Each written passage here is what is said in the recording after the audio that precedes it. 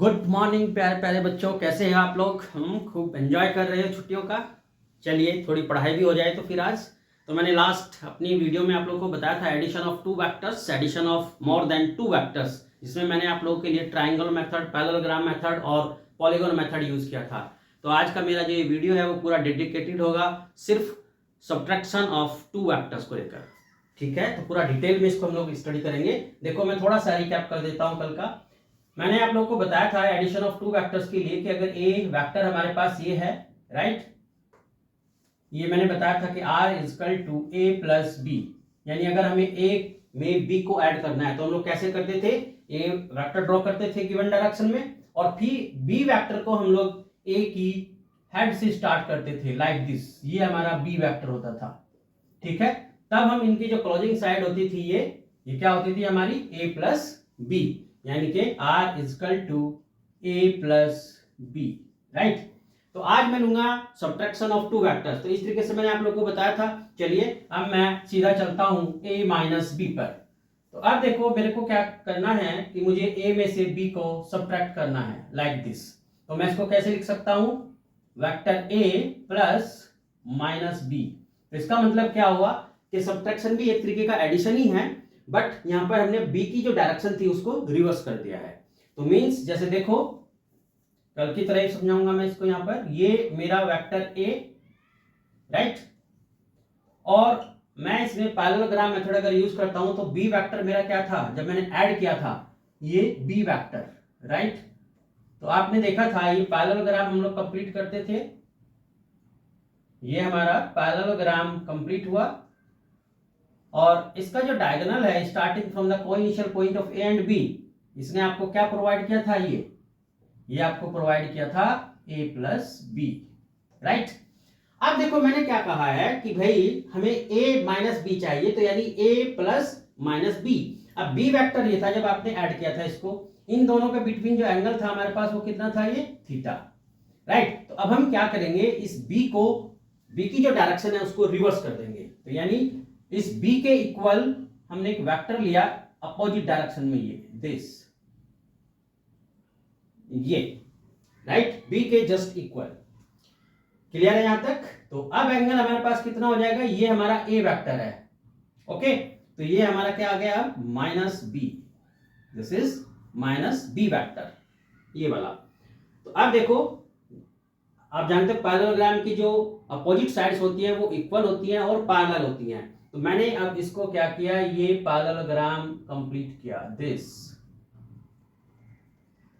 ये, ओके। तो यानी इस b के इक्वल जो आप रिवर्स डायरेक्शन में लिया आपने माइनस बी, इसके इक्वल एंड अपोजिट डायरेक्शन में मैंने एक ये ड्रॉ किया अपना दूसरा माइनस बी पैरेललोग्राम को कंप्लीट करने के लिए, राइट। और ये मेरा हो गया क्या, ये हो गया मेरा वेक्टर a। तो ये आप देख रहे हो, ठीक है, बिल्कुल सेम पैरेललोग्राम बन गया। और ये जो डायगोनल होगा यहां से, ये मेरा क्या आ जाएगा, वेक्टर r। तो यानी ये अब मेरा क्या आया, vector r equal to a minus B, okay. और इन दोनों के बीच में एंगल कितना हो गया अभी मेरा, 180 डिग्री।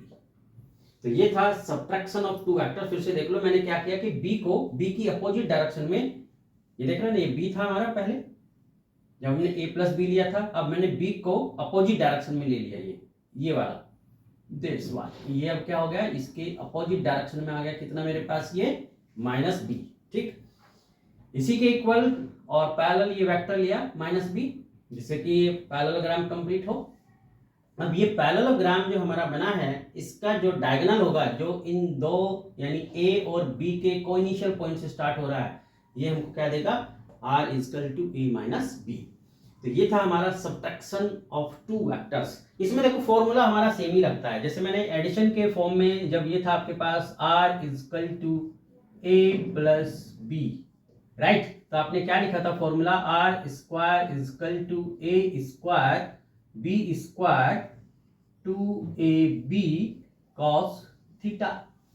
अब जब आपके पास r इजकल टू है a माइनस बी, तो आपने देखा यहाँ थीटा कितना हो गया हमारे पास, 180 डिग्री माइनस थीटा, ये इन दोनों के बिटवीन जो एंगल आ गया वो कितना आ गया 180 माइनस थीटा। तो इसलिए इस केस में जो आपके पास r आएगा, जब आपके पास ये वाला केस बता रहा हूँ नेगेटिव माइनस करने वाला, तो कितना आ जाएगा r square equal to a square b square plus 2ab cos 180 minus theta. और आप जानते हो 180 माइनस थीटा यानी सेकंड क्वाड्रेंट ट्रिग्नोमेट्री में, और cos सेकंड क्वाड्रेंट में नेगेटिव होता है, तो इसलिए क्या आ जाएगा r square equal to a square b square minus 2ab cos theta. तो ये मेरा किसके लिए आ जाएगा, जब हम लोग टू वेक्टर्स को सब्ट्रैक्ट कर रहे हैं, राइट। तो ये फॉर्मूला आ गया, इसी फॉर्मूले को हमने से मॉडिफाई किया है।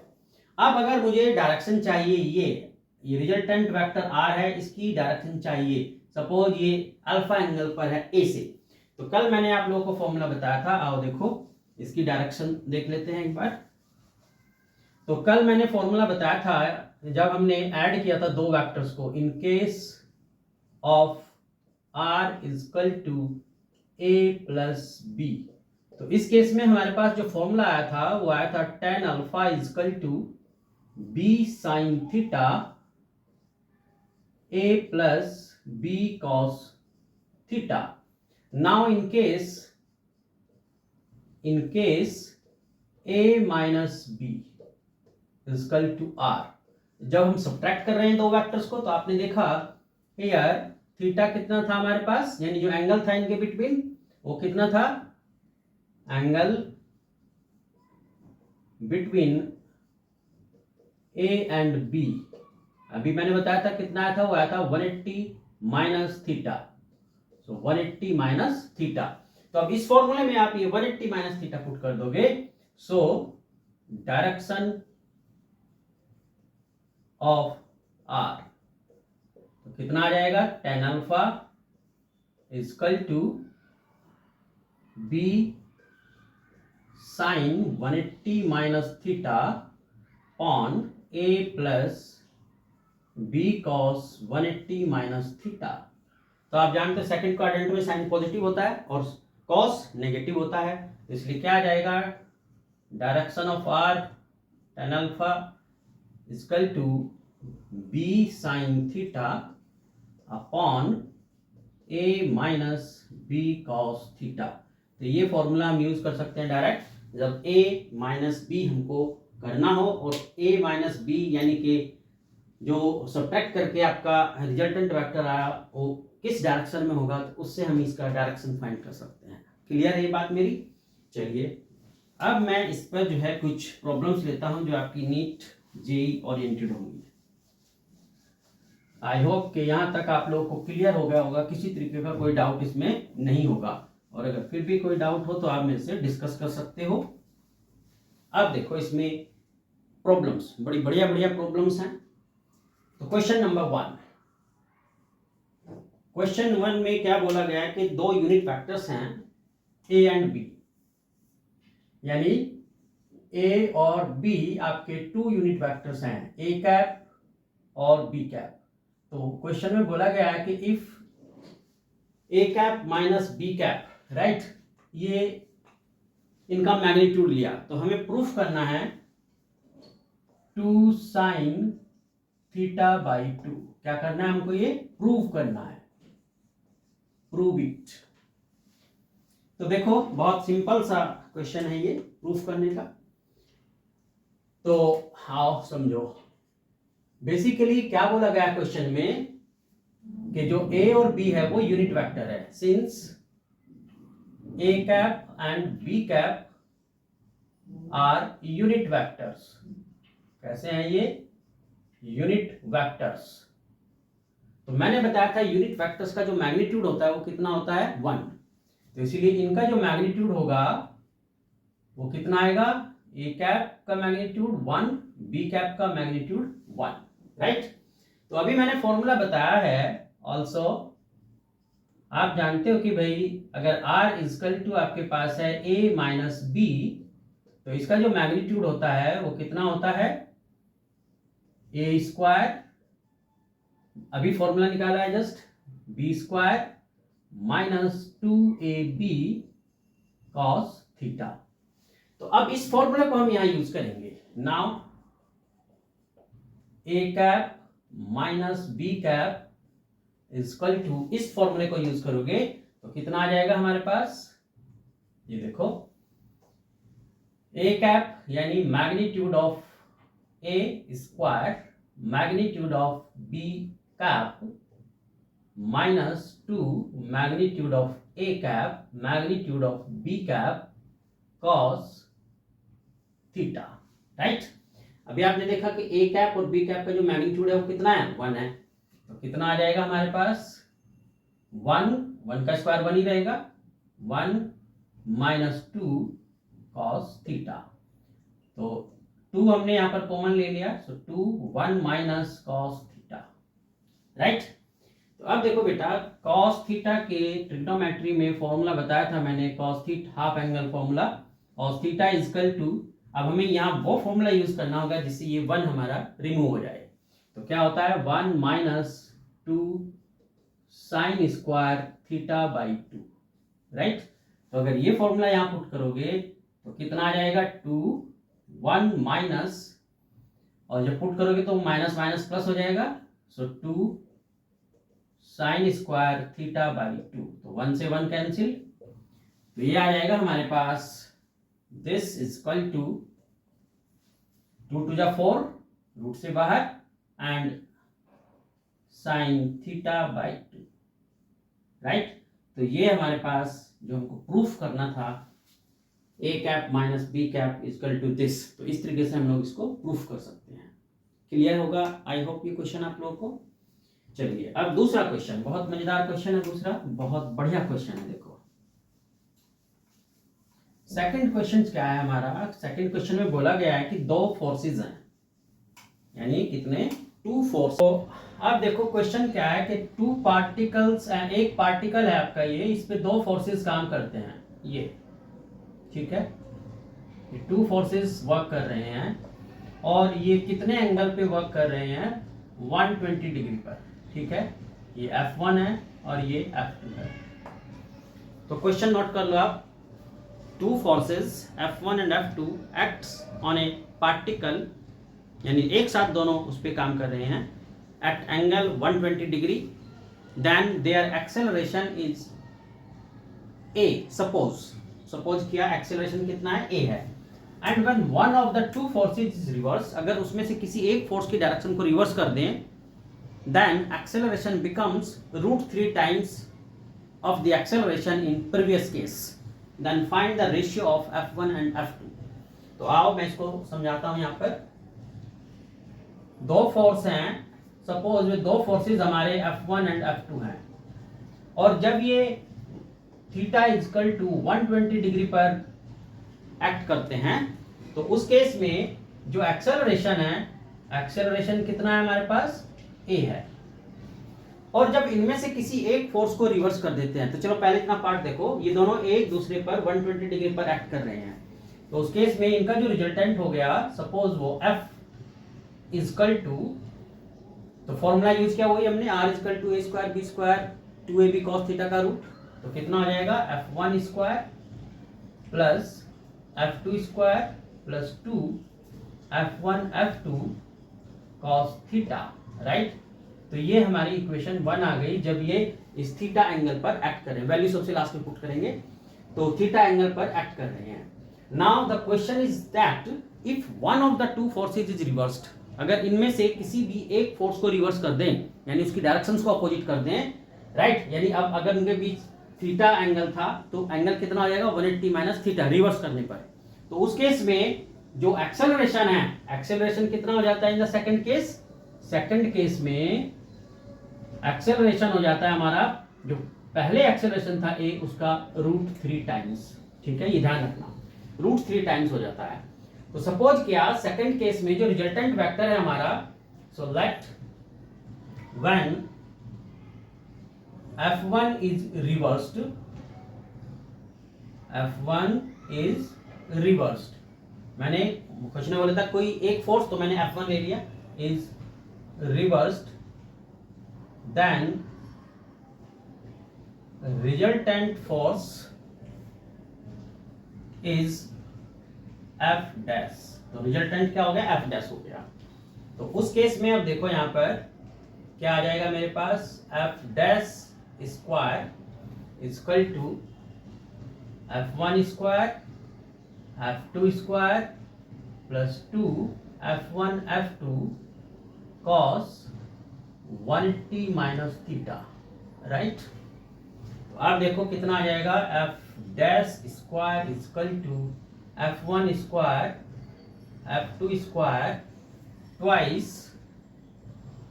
अब यहाँ cos 180 माइनस सेकंड क्वाड्रेंट में नेगेटिव होता है, तो इसलिए हमारा यहाँ क्या आ जाएगा, minus 2f1 f2 cos theta, equation 2, right. तो ये क्या आ जाएगा, फ्रॉम 1 and 2, फ्रॉम 1 and 2, तो f dash square upon f is equal to f1 square f2 square minus 2f1 f2 cos theta and f1 square f2 square plus 2 f1 f2 cos theta, right. अब देखो एक rule होता है componendo dividendo rule, यहाँ समझ लो, इसको हम बोलते हैं शॉर्ट में CND रूल। CND रूल क्या होता है, देखो अगर आपके पास A अपॉन B होता है equal to C upon D है, तो इस केस में A plus B, A minus B equal to C plus D and C minus D। तो ये होता है हमारा कंपोनेंडो डिविडेंडो रूल। तो कैलकुलेशंस को आसान करने के लिए मैं इसको यूज करूंगा यहाँ पर, ठीक है। तो कितना आ जाएगा मेरे पास, अगर मैं इस कंपोनेंडो डिविडेंडो रूल को यूज कर लूं। इस रूल को यूज करने से पहले मैं एक बात और यहाँ बता देना चाहता हूँ आप लोगों को, कि जो फोर्स होता है आपका, फोर्स डायरेक्टली प्रोपोर्शनल होता है एक्सेलरेशन के, क्योंकि F इक्वल टू क्या होता है, m में मास कांस्टेंट है, तो F is directly proportional A, right. तो इससे हम क्या कंक्लूजन निकालते हैं यहाँ पर, देखो कि अगर हमारे पास जैसे दो फोर्सेस थे यहाँ पर, resultant force F dash and F, तो F डैश अपॉन F किसके इक्वल हो जाएगा, A डैश अपॉन A। और इसमें यहाँ ध्यान दो कि A आपका ये था और A डैश आपको कितना गिवन है, √3A टाइम्स ऑफ, ये A डैश आपको गिवन है √3 times of the acceleration in previous case. तो अब अगर मैं इस चीज को यहाँ पर यूज कर लूं तो कितना आएगा मेरे पास, F dash upon F is equal to √3A upon A। तो A से A कैंसिल, तो कितना आ जाएगा, √3 अपॉन 1। तो मैं ये वैल्यू यहाँ पुट करूंगा CND रूल यूज करने से पहले। तो ये बात आप लोगों को आई होप क्लियर हो गई होगी। तो कितना आ जाएगा यहाँ पर मेरे पास, √3 upon 1 is equal to f1 square f2 square minus 2 f1 f2 cos theta upon f1 square f2 square plus twice f1 f2 cos theta. यहाँ एक बात ध्यान देने की है, छोटी सी मिस्टेक हो गई, ये f स्क्वायर है, ठीक है। तो इसका भी स्क्वायर जब करोगे आप तो कितना आ जाएगा, ये 3 upon 1 is equal to f1 square plus f2 square minus 2 f1 f2 cos theta और f1 square plus f2 square plus 2 f1 f2 cos theta, right. I hope कि यहाँ तक ये सारी कैलकुलेशंस आपको क्लियर हो गई होगी। तो आओ मैं इसको अब आगे CND रूल इसमें यूज करता हूं। तो देखो CND रूल को मैं यहां कैसे यूज करूंगा। तो बेसिकली ये जो मेरी इक्वेशन आई है, लास्ट वाली इक्वेशन, इसको मैं यूज करूंगा CND। देखो यहां से देखो अब इसमें, तो अब मैंने यहां इसमें कंपोनेंडो डिविडेंडो रूल यूज किया, ये जो मैंने यहां कॉर्नर में लिखा है इसको यूज किया।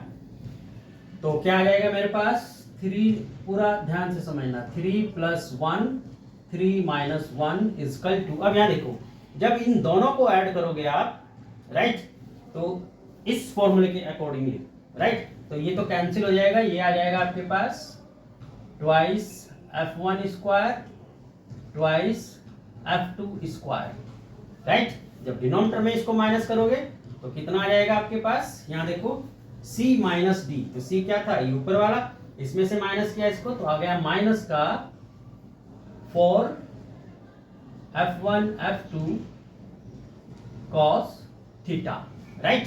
तो चलिए अब देखो यहाँ पर, तो ये कितना आ जाएगा मेरे पास 4/2 equal to twice common f1 square f2 square upon minus 4 f1 f2। अब ध्यान रहे कि थीटा क्वेश्चन में कितना गिवन था 120 डिग्री, तो जब यहाँ 120 डिग्री पुट करोगे तो cos 120, cos सेकंड क्वाड्रेंट में नेगेटिव होता है तो इसलिए cos 120 की वैल्यू कितनी आ जाएगी -1/2। तो यहाँ देखो ये हो गया 2 मेरे पास, 2/1 equal to 2 f1 square f2 square, so -4 f1 f2 multiply -1/2, तो 2 जा और इस 2 से ये 2 कैंसिल और माइनस माइनस हो जाएगा plus, so 2/1 equal to f1 square f2 square upon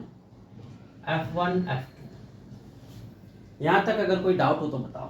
अब क्रॉस मल्टीप्लाई किया, ये क्वेश्चन बड़ा मजेदार है, थोड़ा जेई लेवल का है, तो कितना आ जाएगा ट्वाइस f1 f2, तो यानी f1 square plus f2 square minus twice f1 f2 equal to 0। तो ये आया f1 minus f2 whole square equal to 0, implies that f1 equal to f2। तो रेशियो कितना आ गया हमारे पास, f1 upon f2 equal to 1:1। और यही हमसे क्वेश्चन में पूछा था कि what is the ratio of two forces. I hope कि आपको पूरा क्लियर हो गया होगा, ये एकदम क्रिस्टल क्लियर इसको कहते हैं।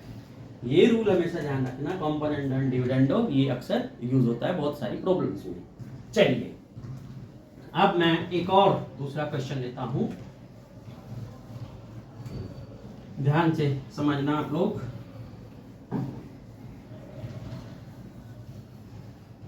दूसरा क्वेश्चन अब मेरा क्या है, देखो इसी टाइप का क्वेश्चन है, बड़े मजेदार क्वेश्चन है, बहुत अच्छा क्वेश्चन है। इसमें दो वेक्टर्स हैं हमारे पास, क्वेश्चन को नोट कर लो, two vectors p and q, ये दो वेक्टर्स हैं p एंड q, इनका जो रिजल्टेंट है वो r है। क्वेश्चन नोट कर लो, there are two vectors p and q with their resultant r, इनका रिजल्टेंट कितना है r है, राइट। फिर इसमें बोला है कि if q is doubled, if q is doubled, अगर q को डबल कर दें then r is also doubled, r भी कैसा हो जाता है, डबल्ड हो जाता है। और तीसरी बात इसमें बोली है कि इफ q इज रिवर्स्ड, अगर इस q को रिवर्स कर दें, q is reversed, then r is doubled,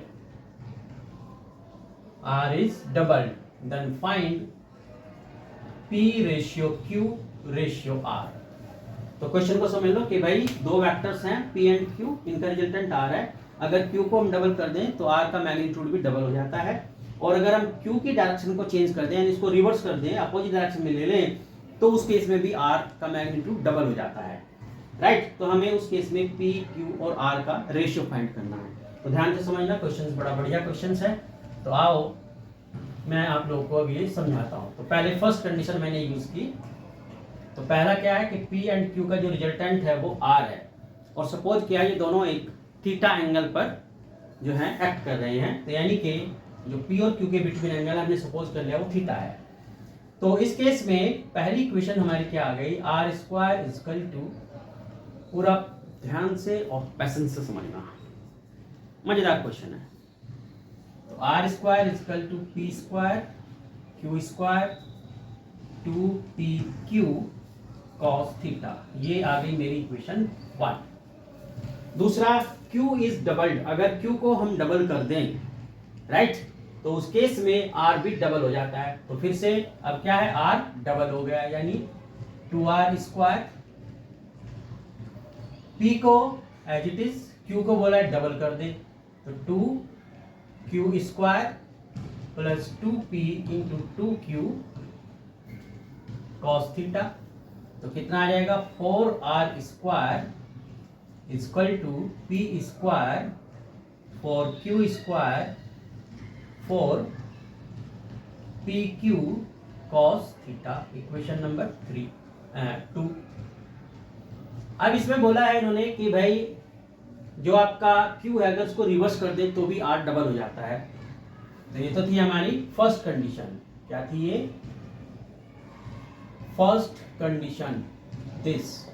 ये थी हमारी सेकंड कंडीशन दिस। और अब है थर्ड कंडीशन।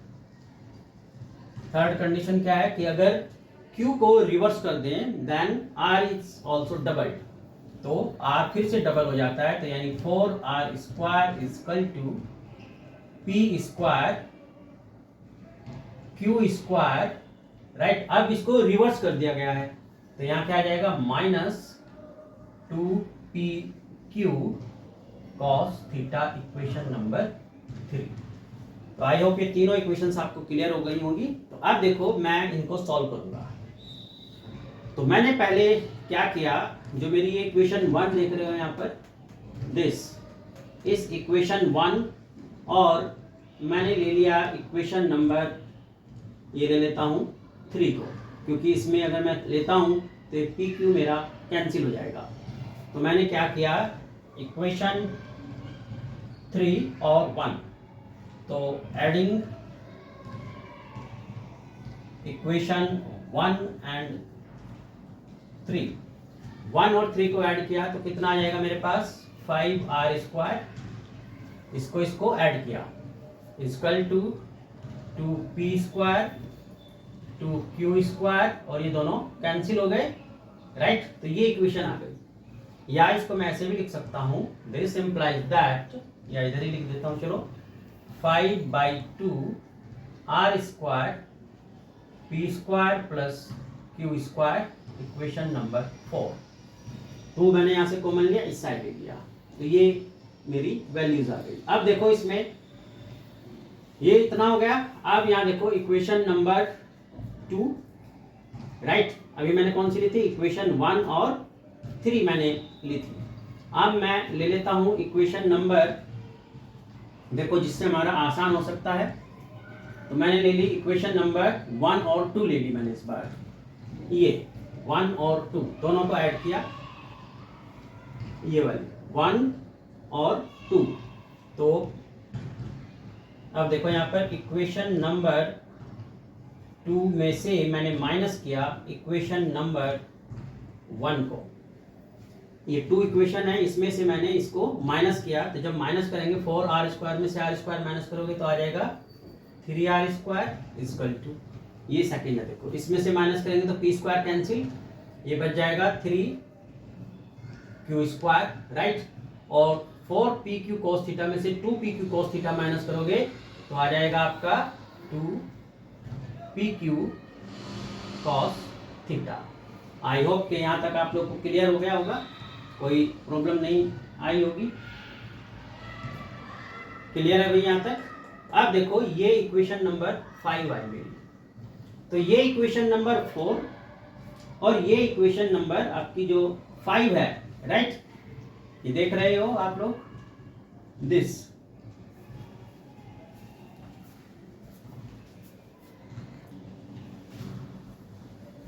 तो ये जो इक्वेशन नंबर 4 है और जो इक्वेशन नंबर 3 है, इन दोनों को मैंने यूज किया। तो इक्वेशन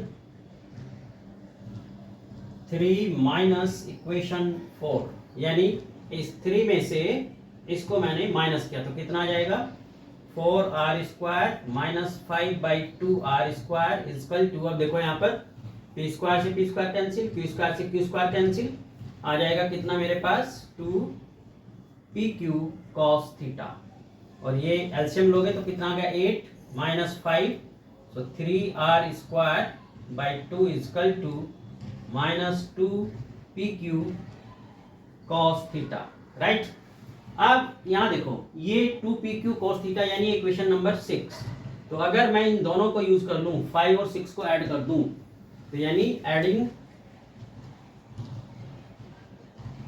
इक्वेशन 5 एंड 6, ये 5 और 6 इक्वेशन को अगर मैं ऐड कर दूं तो आप देखोगे यहाँ पर ये 2PQ cos थीटा कैंसिल हो जाएगा, राइट। तो बच जाएगा कितना आपके पास, ये 5 और 6 की बात हो रही है, तो 3R स्क्वायर प्लस ये था 3R square plus 3R square by 2 square, और ये आ गया कितना स्क्वायर किया, Q स्क्वायर। तो कितना आ जाएगा हमारे पास 639 by 2R square equal to Q square, right. So कितना आ जाएगा मेरे पास 3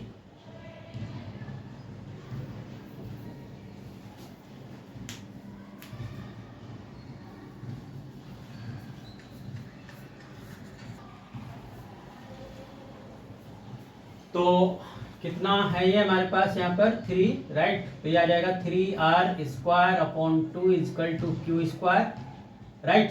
तो कितना आ गया √3/2 इजकल टू, अब R को मैं इधर लिया Q अपॉन R, तो ये फर्स्ट रेशियो आ गया हमारा। अब ये Q स्क्वायर की जो वैल्यू आई देखो यहाँ पर, ये Q स्क्वायर की जो वैल्यू आई, इसको मैंने यूज कर लिया इक्वेशन नंबर 4 में। So put Q square equal to 3R square by 2 in equation number 4। तो 4 में जब पुट करोगे यहाँ पर तो ये आ जाएगा 5R square by 2 equal to P square plus 3R square by 2, इसको इधर ट्रांसफर करोगे, तो P square equal to 5R square by 2 minus 3R square by 2, तो कितना आ जाएगा ये R स्क्वायर, यानी P इजकल टू R। तो आप देख रहे हो कि जो P और R में रेशियो आया दैट इज 1:1, और यहाँ पर जो आपका Q और R में रेशियो आया था, राइट, ये वो कितना आया था √3/2।